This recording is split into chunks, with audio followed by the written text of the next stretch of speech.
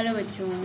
पिछले लेक्चर में हमने ली थी राष्ट्रीय आय की विभिन्न अवधारणाओं का पहला पार्ट, जिसमें हमने लिया था कि कुछ प्रमुख अंतर लिए थे कि जो हमारे बार बार रिपीट होंगे, जैसे सकल शुद्ध में क्या अंतर है, राष्ट्रीय और घरेलू में क्या अंतर है, बाजार कीमत और साधन लागत पर क्या अंतर है। ये सारे अंतर हमने लिए थे और राष्ट्रीय आय की 4 अवधारणाओं को हमने लिया था।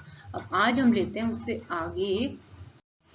आज हम लेंगे इन अवधारणाओं को, जिसमें है साधन लागत पर शुद्ध राष्ट्रीय उत्पादन क्या होता है, net national product at factor cost. साधन लागत पर सकल घरेलू उत्पादन क्या है, gross domestic product at factor cost. साधन लागत पर शुद्ध घरेलू उत्पादन क्या है, सकल घरेलू उत्पादन क्या है, शुद्ध घरेलू उत्पादन मतलब net domestic product at factor cost. Personal income क्या होती है, और डिस्पोजेबल पर्सनल इनकम या खर्च करने योग्य आय क्या है, या इसको प्रयोज्य आय भी कहते हैं। और प्रति व्यक्ति आय, पर कैपिटा इनकम। इन सारी अवधारणाओं को आज हम लेंगे। तो सबसे पहले साधन लागत पर शुद्ध राष्ट्रीय उत्पाद। इसका मतलब क्या होता है कि उत्पादनों के साधनों द्वारा एक निश्चित वर्ष में अर्जित आय तथा विदेशों से प्राप्त शुद्ध साधन आय जो है उसका जोड़ इसमें हम शामिल करते हैं। इसे को हम क्या कहते हैं, राष्ट्रीय आय भी कहते हैं। तो कई बार ये पूछा जाता है कि राष्ट्रीय आय कौन सी अवधारणा है, कि net national product at factor को, साधन लागत पर जो शुद्ध राष्ट्रीय उत्पादन है उसी को हम राष्ट्रीय आय कहते हैं। इसको कैसे निकालते हैं कि साधन लागत पर शुद्ध राष्ट्रीय उत्पादन बराबर किसके होता है, बाजार कीमत पर शुद्ध राष्ट्रीय उत्पादन, उसमें से हम घटा देंगे शुद्ध अप्रत्यक्ष करों को।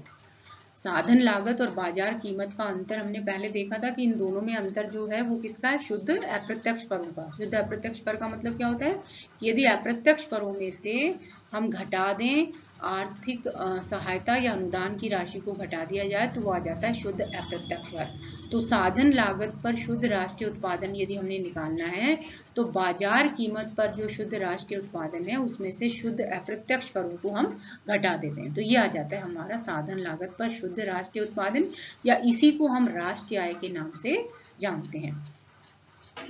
अब हम लेते हैं साधन लागत पर सकल घरेलू उत्पाद। इसलिए उसमें लिया हमने साधन लागत पर शुद्ध राष्ट्रीय उत्पाद, और अब लेते हैं हम साधन लागत पर सकल घरेलू उत्पाद। तो साधन लागत पर सकल घरेलू उत्पाद को लेने के लिए क्या करेंगे, सकल और शुद्ध में क्या अंतर होता है, सकल और शुद्ध का अंतर होता है पूंजी की घिसावट या टूट फूट, या इसको मूल्यह्रास भी कहते हैं। तो यदि साधन लागत पर शुद्ध घरेलू उत्पादन में से पूंजी की घिसावट या मूल्यह्रास को जोड़ दें तो क्या आ जाएगा, साधन लागत पर सकल घरेलू उत्पादन। और यदि साधन लागत पर सकल घरेलू उत्पादन हमारे पास है तो हम क्या करेंगे, उसमें से शुद्ध निकालना है तो उसमें से पूंजी की घिसावट या टूट फूट को घटा देंगे।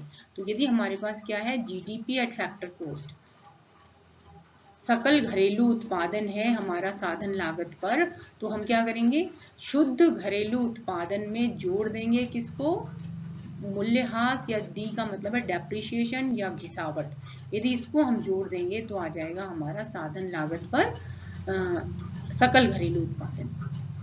तो इन दोनों में अंतर किसका हो गया, डेप्रिसिएशन का या घिसावट का। कि यदि शुद्ध घरेलू उत्पादन में हम जोड़ दें किसको, घिसावट या टूट फूट या प्रचलन को, तो सकल घरेलू उत्पादन आ जाएगा। और यदि सकल घरेलू उत्पादन में से इस घिसावट को घटा देंगे तो शुद्ध घरेलू उत्पादन आ जाएगा।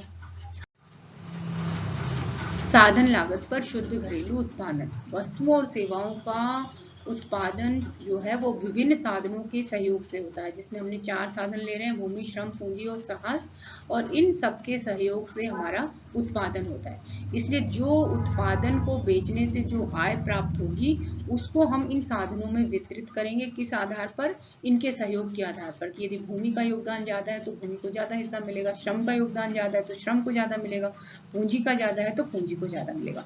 तो इन साधनों के योगदान के आधार पर हम क्या करते हैं, राष्ट्रीय आय को इन साधनों में वितरित करते हैं।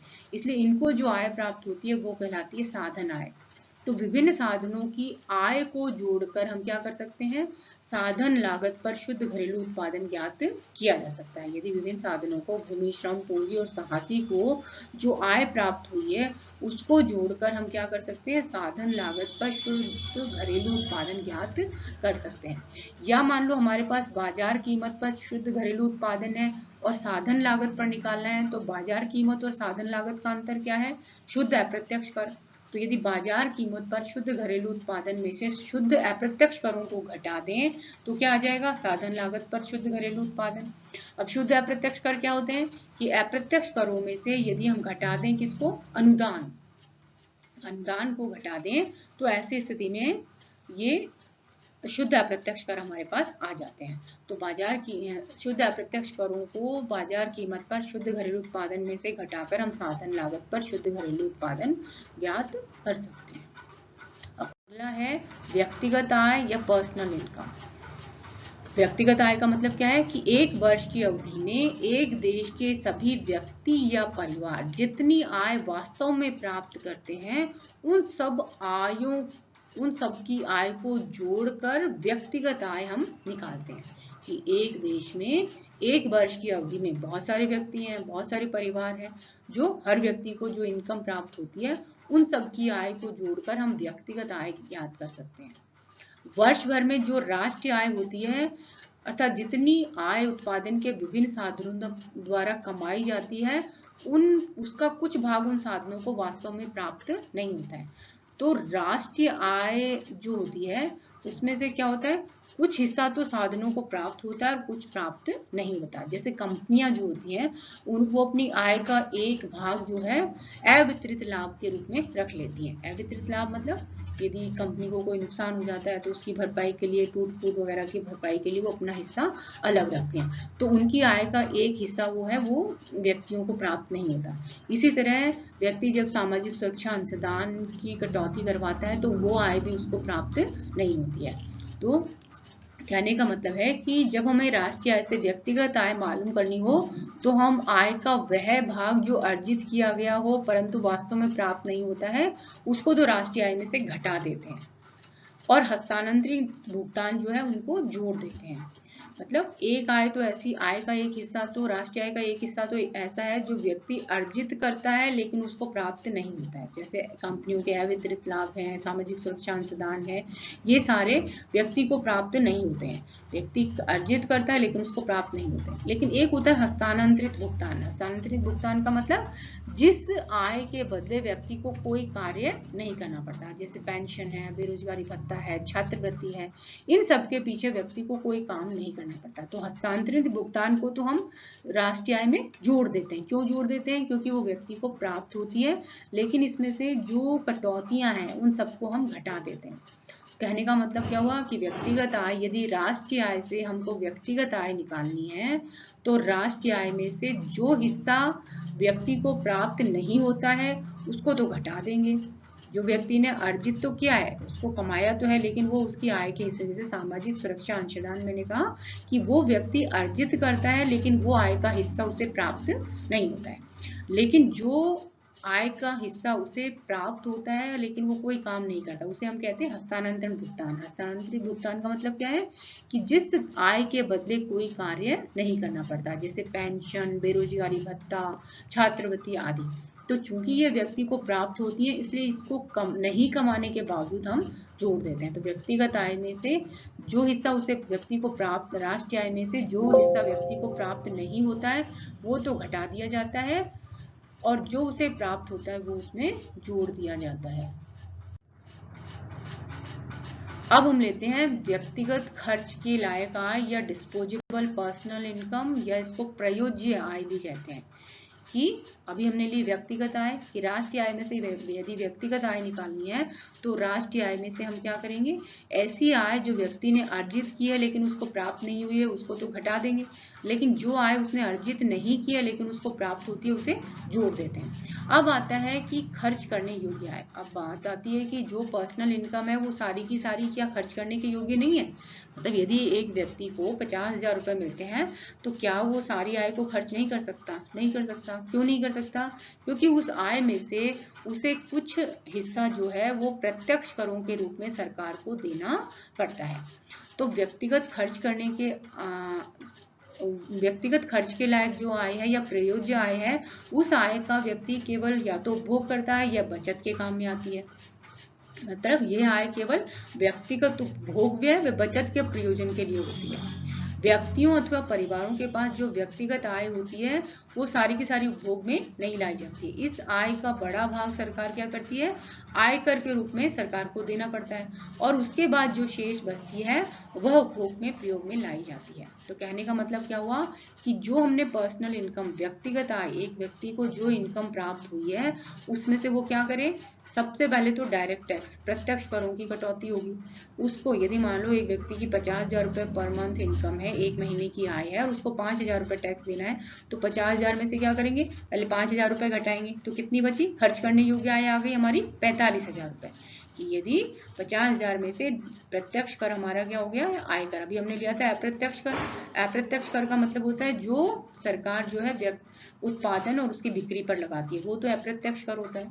और दूसरा होता है प्रत्यक्ष कर। प्रत्यक्ष कर का मतलब जो व्यक्ति की आय या कंपनी की आय पर लगता है, जिसको व्यक्ति क्या टाल नहीं सकता है। अप्रत्यक्ष करों को टाला जा सकता है लेकिन प्रत्यक्ष करों को टाला नहीं जा सकता। अर्थात जो व्यक्तिगत या पर्सनल इनकम है उसमें से जब हम प्रत्यक्ष करों को घटा देते हैं या कोई फीस है, कोई जुर्माना हम पर लगा हुआ है, उसको यदि निकाल दें तो जो आय शेष बचती है वो कहलाती है व्यक्तिगत खर्च करने योग्य आय या प्रयोज्य आय। तो इसलिए उस आय को, जो खर्च करने योग्य आय है, उस आय का व्यक्ति क्या करता है? या तो उपभोग करता है या बचत करता है। उस आय को वो उपभोग और बचत के काम में ले सकता है, परंतु व्यक्तिगत आय को वो इस काम में नहीं ले सकता। व्यक्तिगत आय में से सरकार को कर चुकाने पड़ते हैं, उसके बाद उसको खर्च कर सकता है। तो इस तरह से ये हो गई व्यक्तिगत खर्च करने के योग्य आय, या इसको कहते हैं डिस्पोजेबल इनकम। और डिस्पोजेबल इनकम का मतलब है या तो कंजम्पशन करेगा, उपभोग करेगा, या उसकी बचत करता है। व्यक्ति जो खर्च करने योग्य आय है उसके दो काम करता है, या तो उसको भोग करता है और उसका कुछ भाग बचाता है भविष्य के लिए। या हम कह सकते हैं कि व्यक्तिगत आय में से यदि डीटी का मतलब डायरेक्ट टैक्स को घटा दें, प्रत्यक्ष करों को घटा दें, तो ऐसी स्थिति में हमारी आ जाती है खर्च करने योग्य आय। अब हम लेते हैं प्रति व्यक्ति आय, पर कैपिटा इनकम। प्रति व्यक्ति आय क्या होती है? प्रति व्यक्ति आय का मतलब क्या है कि एक देश की राष्ट्रीय आय में से यदि कुल जनसंख्या का, देश की कुल जनसंख्या का भाग लगा दें तो वो आ जाती है प्रति व्यक्ति आय। मान लो एक देश में 1,000 रुपए राष्ट्रीय आय है और उसमें कुल हमारे पास जनसंख्या 100 है, तो 1,000 में यदि 100 का भाग लगा देंगे तो कितना आया? 10 रुपया। तो पर कैपिटा इनकम कितनी हो गई? 10 रुपये। तो इस तरह से यदि तुमसे पूछा जाता है कि प्रति व्यक्ति आय कैसे निकालते हैं, तो प्रति व्यक्ति आय निकालने के लिए राष्ट्रीय आय में हम कुल जनसंख्या का भाग लगा देंगे। तो इस तरह से ये जो अवधारणाएं हैं ये न्यू टाइप में आती है कि डिस्पोजेबल पर्सनल इनकम या खर्च करने योग्य आय क्या है। खर्च करने योग्य आय का मतलब हुआ कि जिस आय का वह हिस्सा जिसको व्यक्ति या तो उपभोग करता है या बचत करता है। प्रति व्यक्ति आय का मतलब क्या है? प्रति व्यक्ति आय का मतलब है कि एक देश की यदि राष्ट्रीय आय में हम वहाँ की कुल जनसंख्या का भाग लगा दें तो जो आय होती है वो प्रति व्यक्ति आय कहलाती है। मतलब एक व्यक्ति की आय क्या है। तो इस तरह से ये हुई हमारी राष्ट्रीय आय की विभिन्न अवधारणाएं। तो इसमें मेनली हम ये देखते हैं कि राष्ट्रीय आय से व्यक्तिगत आय कैसे निकालते हैं। तो राष्ट्रीय आय में ऐसी आय जो व्यक्ति ने अर्जित की है लेकिन उसको प्राप्त नहीं होती है उसको तो घटा देते हैं, जैसे मैंने बताया कि जो सामाजिक सुरक्षा अंशदान है या कटौतियां हैं वो सारी। उसके बाद जो आय उसने अर्जित नहीं की है लेकिन उसे प्राप्त होती है उसको हस्तांतरित भुगतान कहते हैं। तो कई बार न्यू टाइप में पूछते हैं कि हस्तांतरण भुगतान क्या होता है। हस्तांतरण भुगतान का मतलब होता है जिस आय को व्यक्ति अर्जित नहीं करता है लेकिन उसे प्राप्त नहीं होती, मतलब जिसके बदले उसे कोई कार्य नहीं करना पड़ता, जैसे पेंशन, बेरोजगारी भत्ता, छात्रवृत्ति आदि। उसके बाद आती है खर्च करने योग्य आय या प्रयोज्य आय या डिस्पोजेबल पर्सनल इनकम। तो व्यक्तिगत आय में से हम क्या करते हैं, सरकार व्यक्ति को क्या करना पड़ता है, अपनी व्यक्तिगत आय में से एक बड़ा भाग जो है वो प्रत्यक्ष करों के रूप में देना पड़ता है। तो व्यक्तिगत आय में से यदि प्रत्यक्ष करों को घटा दें तो आ जाती है हमारी डिस्पोजेबल पर्सनल इनकम, या खर्च करने योग्य आय, जिसको व्यक्ति या तो उपभोग करता है और या उसको भविष्य के लिए कुछ भाग को उसको भविष्य के लिए बचाता है। तो डिस्पोजेबल पर्सनल इनकम बराबर होती है उपभोग प्लस बचत। फिर आती है प्रति व्यक्ति आय। प्रति व्यक्ति आय कैसे निकालेंगे? तो यदि देश की कुल राष्ट्रीय आय में कुल जनसंख्या का यदि हम भाग लगा देते हैं तो आ जाती है हमारी प्रति व्यक्ति आय या पर कैपिटा इनकम, और उसके आधार पर क्या करते हैं, अर्थव्यवस्थाओं को प्रति व्यक्ति आय के आधार पर जो है विभिन्न अर्थव्यवस्थाओं को वर्गीकृत करते हैं कि कौन सी अर्थव्यवस्था विकसित है, कौन सी विकासशील है और कौन सी अल्प विकसित है। तो इस आधार पर उनका कैटेगराइजेशन होता है। तो ये हुआ हमारी राष्ट्रीय आय के विभिन्न अवधारणाएं। ठीक है, थैंक यू।